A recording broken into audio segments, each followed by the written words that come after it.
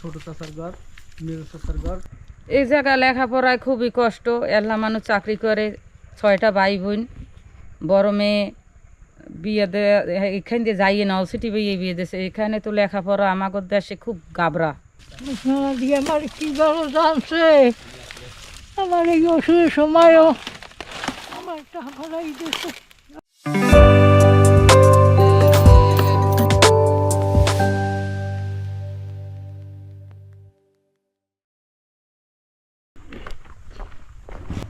আসসালামু আলাইকুম।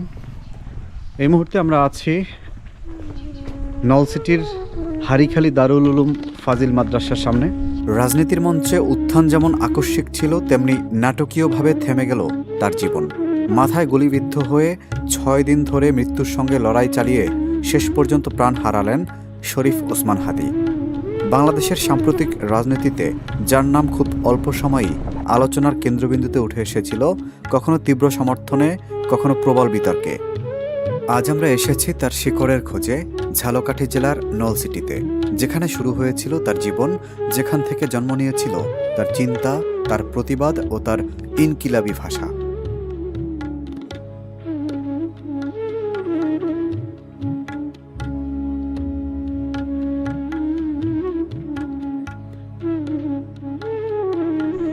এটা হচ্ছে তার বাড়ির সামনেই একটি মসজিদ। এই মসজিদের পাশেই তার বাবার কবর, এবং শরীফ ওসমান হাদী সাহেব ওসিয়ত করেছিলেন যে তাকে তার মৃত্যুর পরে যাতে তার বাবার কবরের পাশে সমাহিত করা হয়। তো এটা হচ্ছে তাদের পারিবারিক কবরস্থান, যে বড় একটি পুকুর রয়েছে। এই গ্রামটার নাম কি? হারিখালি, কুলকাঠি ইউনিয়ন।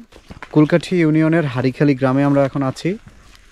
আমাদের সাথে আছেন শরীফ ওসমান হাদী ভাইয়ের এক চাচি।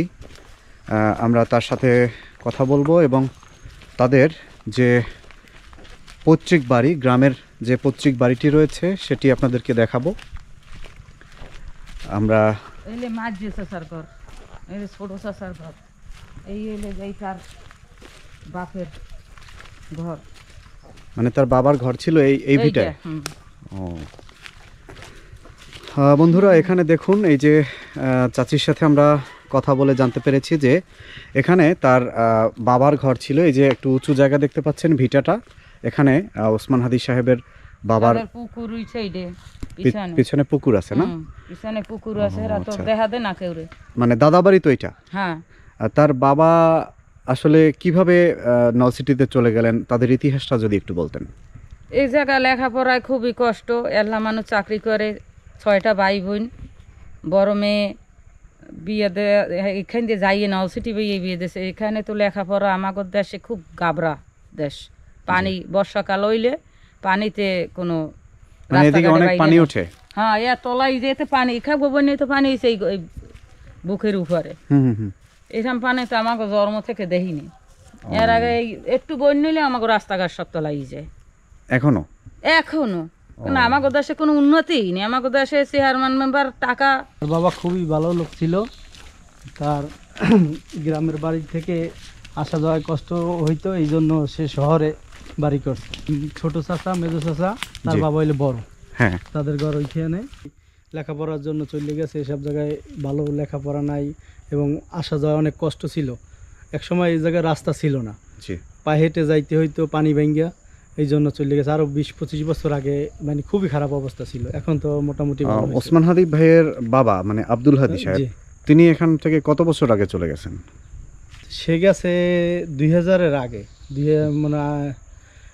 2001-2তে চলে গেছে এখান থেকে। এখানে তো এটা তো আপনি বলছিলেন যে তার ছোট চাচার ঘর, এটা হচ্ছে মেজো চাচার ঘর। এরপরে তার বাবার ঘরটা কোথায় ছিল? ওই পোতায়, ওই যে গাছ লাগানো, ওই তাদের ঘর ছিল। তার বাবা এখানে করছে, নামাজ পড়াইছে, আমার নিয়ে আসছে, তাদের বাড়ি খাওয়া দাওয়া করে চলে গেছে। এই সময় এই জায়গায় তারা ছিল। আচ্ছা, চাচারা ছিল, তার বাবার ঘর ছিল, কিন্তু তারা থাকতো না, তারা থাকতো শহরে। আমাদের বাড়ি হলো নলসিটি, আপনার খাজুরিয়া গ্রাম। আর আমার বসবাস হইলো লঞ্চঘাট খাসমাল এলাকা। তারা যে বাড়ি করছে বর্তমানে এখান থেকে যাইয়া তার এলাকায় আমাদের বাড়ি। ওসমান হাদি ভাইয়ের সাথে ব্যক্তিগতভাবে আপনার পরিচয় ছিল? জি জি, খুবই ভালো ছিল আমাদের ভাই ব্রাদার, মানে খুবই ভালো, কি বলবো। সে আসলে আমাদের সালাম দিত, আমরা দিতাম, খুবই সম্মান করত, খুবই ভালো লোক ছিল। আর এইখানে কি ওসমান ভাই আসতেন কখনো? জি, এখানে আসতো, কিন্তু আমরা আসতাম না। সে এসে যাইতো, তাদের আত্মীয় স্বজনের লাগে দেখা সাক্ষাৎ করে যাইতো। এরলা মানুষ কামাই করছে, সে সময় তো ওই 6টা ছেলে পান, সবই তো ছোট ছোট ছিল। বড় ছেলে হলে সিদ্দিক, জি। এই সময় মনে হয় সিদ্দিকের বয়স হবে 12 আর ওই এটা ওসমানের বয়সে কাল তো ও একেবারে এতটু কাটতে কুটতে ছিল, জি। স্বাস্থ্যমান ভালো ছিল। আর এই উমার ফারুক, ওরা তো 3 ভাই। তা ওরা গেছে এখানে, ওই বড় ছেলেই খালি বড়। আর হেপারে হেরা যাওয়ার পরও যেন মাদ্রাসা ভর্তি করে দিয়েছে জালকারি কাশা হুজুরের বাড়ি। এন দিলে হেপার কষ্ট হয়, হেপার হের আইতে যাইতে কষ্ট হয়, এলা মানুষ চাকরি করে এই শহরে উঠিয়া বাড়ি করছে। আগে তো বাড়ি ওই তাদের জমি জমা কেমন আছে এখানে? জমি জমা আছে কত যেন পুরো 3 আছে মনে হয়। ও, এমনি জায়গা জমিও বেশি নাই, খায় মানুষে। বন্ধুরা এখানে একটি পুকুর রয়েছে তাদের বাড়ির পিছনে, এই যে ভিডিওটি দেখতে পাচ্ছেন। হে আসা হচ্ছে তাই? হ্যাঁ, এবার মাছ খাইবে, হ্যাঁ দেশি মাছ খাইবে। আল্লাহ বলে খাওয়াইছে ঠিকঠাক মাছ। এখানে তাকে পুকুরি আছে, গাছ গাছালি আছে, ঘর নাই, শুধু আছে এমনি হের চাষা তো ঘর না, কেউই থাকে না বাড়ি। হের চাষা তো বাড়ি কোথায়, মাদ্রাসা চাকরি করে। ওসমান হাদি ভাই মানে যখন নলসিটিতে আসতেন এই গ্রামে আসতেন? আসে মাছ ধরি লই যাইতে এই পুকুরে মাছ? হ্যাঁ, ওই সামনের মসজিদের লগে পুষ্কর নিয়ে এসছে, এবার বাঘ পাইছে আর একজন। সে মাছ ধরতেও পারে? মানুষ দিয়ে দ্বারা হেরা কি মাছ ধরতে পারে? দেশে এবার মাছ খাইবে, বড় ইয়ে দেশে উন্নতি করে যাইবে, মসজিদটা আরো পাকা করবে, সামনে খুব সুন্দর করবে, এর আশা ছিল। হ্যাঁ, এখন তো তার এই আশা পূর্ণ আল্লাহ করলো না।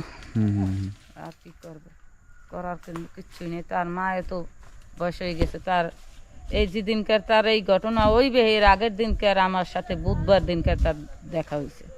তার বাসায় গেছি, ঢাকায় না তাহলে নলসিটিতে খাসমহল বাড়ি। জি। গেছি, যাই কয় যে আমার গেছি পর কয় আইসো, আমি কারে দেখলে যে কলজেটা আমার ঠান্ডা হইবে আমি কইতে পারি না। এইবার কয় হের পোলার দিকে টান উঠিয়ে গেছে, ঢাকা যাইবে। এর মাসে 10,000 টাকার ওষুধ দেয় মেলানোর মায়ের। জি। আমি ঢাকা যাবো, আসতে পারে না, কোমরে ব্যথা, ঠ্যাঙ্গে ব্যথা। এই আমার কলজেটা যেন কে হুগেই যায়, আর আমি কেমন হরিয়ে খালি দেখায়, মানে হে তো ওই নুয়ে গেছে। লম্বা চুড়ো মানুষ না, অনেক লম্বা। এই এবার এই বৃহস্পতিবার দিনকে রওনা দিয়ে গেছে, শুক্রবার দিন বলে তার যাইয়া শেষে বলে দেখা করতে পারে না, শুনছি। কোথায় যেন গেছে, প্রোগ্রাম আসলে হয়নি, গেছে রাত্রে বলে একটু দেখছে, দেখে দিয়ে মায়ের পুত্রে একসাথে কান্দন গলাগলি ধরে যে আমার কলজেরা হুগেই যায় বাবা, আমার কোলে আমি মনে হয় বাঁচব না। এই কথাই বলে হের সাথে হইছে। আর সকালে হে নামাজ পড়ছে, নামাজ পড়ি আবার হেরে দে গোসল টোসল করাইছে, হেয়ের পর হে গেছে নামাজ পড়তে। মায়ের দ্বারে কইয়ে 2 ভাই একসাথে গিয়ে, এবার তার সাথে দেখা হইলে না। এবার এই খবর পাইয়ে গেলাম শনিবার দিন, তারেও যাই বাসায় দেখি যে তালা দেওয়া। সত্য না মিথ্যে, মানুষের তো মিথ্যে ঘটনা করতে পারে। গেলাম বাসায় যাই দেখি যে কে ডাক্তার নিয়ে তালা দেওয়া। আর কি করব। এমনিতে তাদের পরিবার তো অনেক ধার্মিক পরিবার ছিল। হ্যাঁ, তারাকে পর্দা পুষি দেয়, তারাকে দেখা দেয় না, কেউই দেখা দেয় না। এবারে এন্টার ফ্যামিলি কেউই দেখা দেয় না। এর মা যথেষ্ট পরিমাণ ভালো, যথেষ্ট সোজা কথা, কিন্তু এর কপালি পোড়া। অল্প বেশি উঠামের বয়সে মরিয়ে গেলে তার আমার যে ভাই আব্দুল হাদি মাওলানা, সেও তো ঢাকায় বইয়ে মারা গেছে। তার হেও সিহাতে এই মসজিদে দেশের বাড়ি মারি লইছে। ওসমান হাদি ভাইও তো ওসিয়ত করেছিলেন তাকে তার বাবার পাশে যাতে কবর দেওয়া হয়, এই ব্যাপারে যদি একটু বলতেন। এর ইচ্ছা ছিল, হে কইছে যে আমরা যেথাই থাকি কিন্তু মরার কালে একবার আমরা দেখতে পারবেন দেশে আমু। এককালে দেশে গঞ্জে যাবো না, তো একটু ছেলে পেলে মানুষের মতো মানুষ হইলে দেশে তো হইবে না, শহরে না নামলে মানুষ হবে না। জি এই নামছে। এছাড়া আমাকে দেশ খুব গাবরার কারণে এরা এই শহরে মাদ্রাসা থাকতে নৌসরি বাড়ি করছে, এই জায়গায় থাকতে, এই জায়গায় ওই মাদ্রাসা থাকতে। হঠাৎ করে কি হয়েছে আল্লাহ জানে, বুক আটকে গেছে।